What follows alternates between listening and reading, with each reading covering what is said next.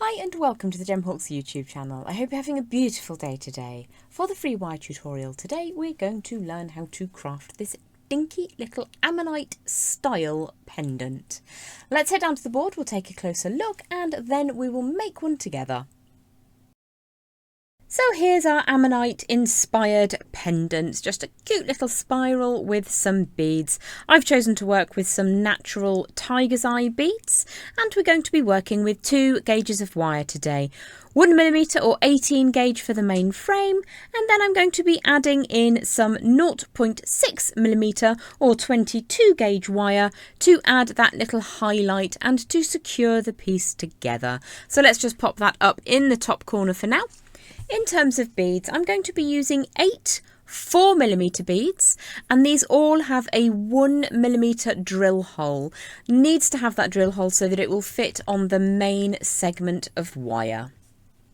To begin with, we're going to be working with a 12-inch length of that 1mm or 18 gauge wire.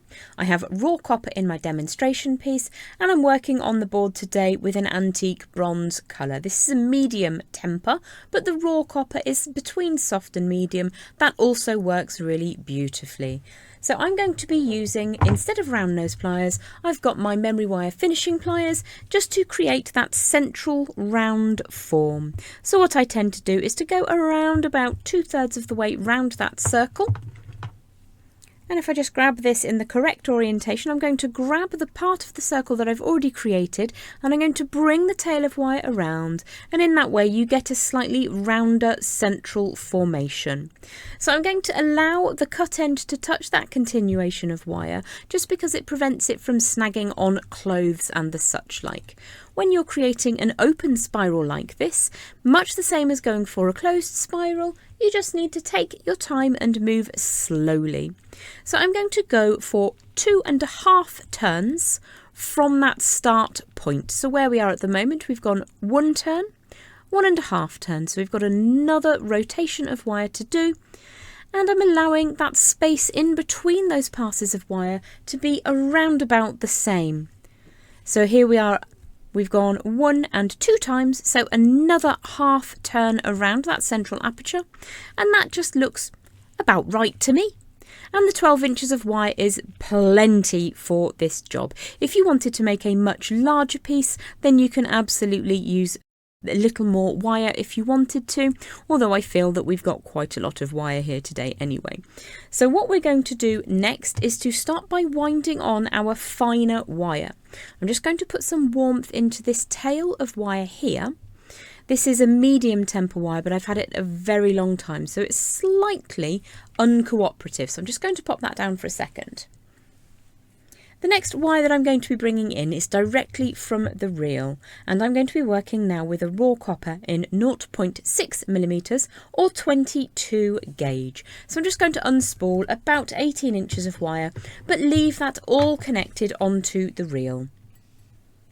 What I'm going to do now is make sure that the end on the finer wire is flush cut as well, just to go for a really smooth finish. And I'm going to wrap now about 4 times around just where we stopped that little circular form from continuing. So we went for 2.5 turns around that start point, and you can, if you want to, start wrapping a little further away and then scooch that wrap down towards the point that you want the wrap to sit. So what I tend to do is start with around about 1/2 inch over the top, and then I will bring the tail round just so that we don't have any waste with this beautiful type of wire. So I'm just going to tighten up those coils first to make that a little bit neater. It's very, very loose wrapping today. And then I'm going to take a second, I just need to flip this over to make sure that that cut end sits down flush against that core wire. So I'm going to just scooch that all the way around, tighten that up on both sides of that coil, to make sure that that is neat and tidy. Now, in an ideal world, I will want that cut end to sit in between these 2 pieces of wire. So let's just scooch this all the way down into the position that we want it to start at. I'm just going to warm through that wire, the finer wire, just once. You can warm the heavier wire a few more times, but I don't really want to overhandle the finer wire. So I'm going to bring in 1 bead at a time on that heavier wire. So if I find the far end, slide on one of these beads. Now it's going to be quite tight because the beads have a 1mm aperture and the wire is 1mm. So you might need to just coerce those to move down into position. Always have spares when you're working with beads if your wire is going to fill that bead aperture in case you fracture a bead. Unfortunately, it happens. You can also try and find beads with a larger central aperture. There we go. So we're going to bring that bead down against that little coil of wire that we've made. And every time we're adding in a bead, what we're going to do is to bend that round. We're supporting the coil, so the coil doesn't change shape, but we're going to bend the tail of wire so that the bead sits flush against that preceding pass of wire, that preceding spiral. So once everything sits neatly, I'm going to bring the tail of finer wire. It's sitting underneath the core wire. So I'm going to bring that around the outside of the bead to create a little halo effect, but I'm going to take the tail over the top. So from underneath, around the outside to over the top. And this is based on my Rings of Galatea design. I'm going to wrap 3 times around that core wire and bring the tail of finer wire out towards the side. Now I think I'm probably going to go for a 4th wrap so that you get 3 visible wraps, and you'll see what I mean when I bring that around. So we've got the tail of wire that's part of that halo coming around, and then 3 visible wraps. So the actuality of it is that you're wrapping 4 times. Now if you want to check out my Rings of Galatea design, you can look at that just up here at another time. So what we're going to do now is to bring in our next bead. You can give that wire a little bit of a smooth and a warm. Find the cut tail of the heavier wire. Attempt in your wisdom to find the hole in the bead and draw that down into position. So once the bead is sitting in position, we're going to bend that over again. Now the reason I'm doing it this way is if you go through the pains of adding all of your beads and all of your wire wraps on, and then you bend the wire, that's the point at which you can be more likely to fracture one of those beads. So I'm bending the wire once my bead is in position, and there's a straight line passing from this point. If I slide the bead out, that's where the angle change takes place. So there's no angle change inside the bead. So I'm going to repeat what I did a moment ago. 1 quick smooth, bring the wire from underneath that core, around the outside of the bead, over the top of the core wire, and then we're going to go through the physical act of wrapping 4 times so that we get 3 visible wraps. So that's a 2nd time, a 3rd time, and then a 4th physical wrap, and you get those 3 visible turns of wire.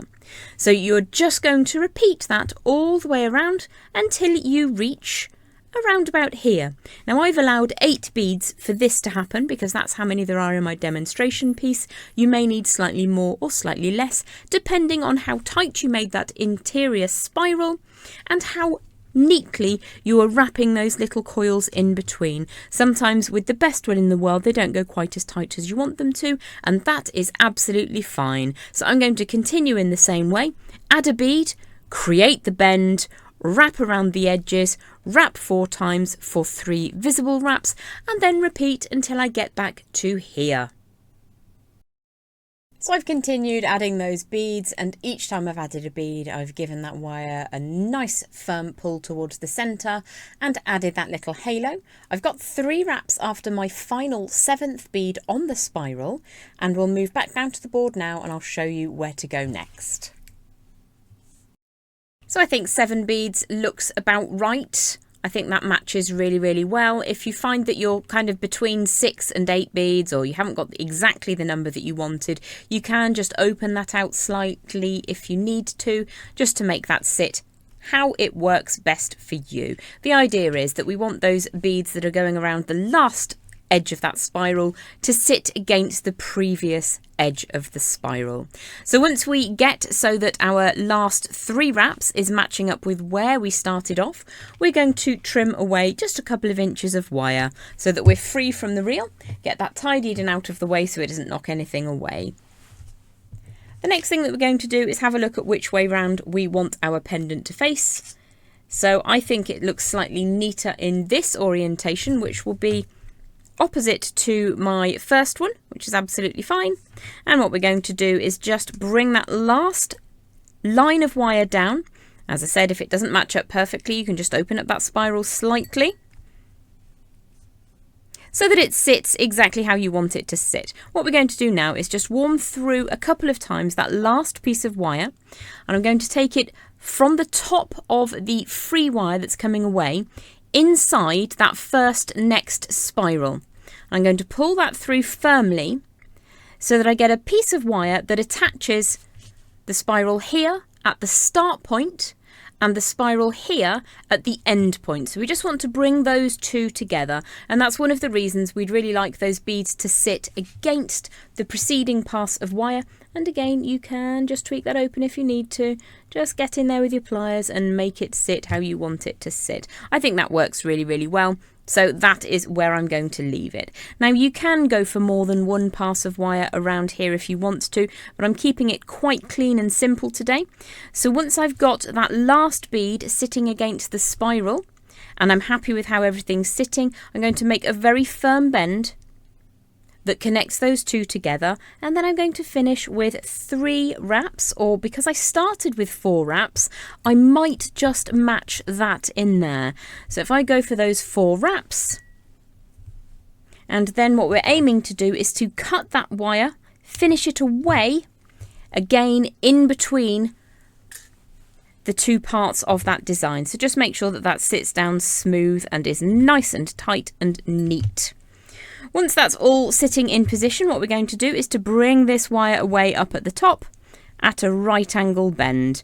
Now you could theoretically have kept that wire a little bit longer if you wanted to and done a halo around the bead I'm about to put on the bail wire. So let's just draw this down for a second. We've got lots of wire left over. We started with a little over 12 inches. We're only going to have used about half of that. There we go. So once my bead is sitting in position, what I'm going to do is to create this as a pendant. I'm going to have the loop at the top in opposition to the pendant spiral design itself. If I wanted to make them as earrings, I'd have the loop in the same orientation so that they would fit my chosen earring findings. Because this is a pendant, I'm going to hold across that wire, bring that up and away, and then we'll find a round form to wrap to create that bail wire up at the top. So because this is quite a long piece of wire, I'm going to take that around sideways. And of course, if you want a slightly more complicated bail, you absolutely can do, but it's a very simple little pendant design. So I'm keeping that simple today as well. So once I've got my rounded form, I'm just going to grip across that round form when your little finger doesn't want to do what you want it to do. And I'm going to wrap really firmly around that central core wire. Now if it goes awry, you can just tighten that up and get that to wrap in a lovely neat spiral. A little bit unlike the one I'm doing right now, which has gone a little bit awry. But all I'm going to do, if that ever happens to you, is just give it a bit of a squish, get it to go where you want it to, and I might add a spiral over the top of that just to rescue this piece today, or I might take a moment to undo that and neaten it up. Once you've got that all sorted and it sits how you actually want it to, which is not like this at all, if it does go wrong, just take a deep breath, tighten that up slightly. We can get this tightened together. I don't want you to get bored, but I also want to show you how to fix things if they do go slightly awry. So let's trim away some of that wire so it's easier on the hands. And I'm just going to bring this around the rear of the design and use that to sort of build up a nice straight spiral. So even if things do go a little bit wrong, you can usually get them to come back. So that is good enough. And it's not as tight as I'd like it to be, so I will take a few minutes just to tighten that up. And then at the back of the design, I'm going to trim away that last little bit of wire.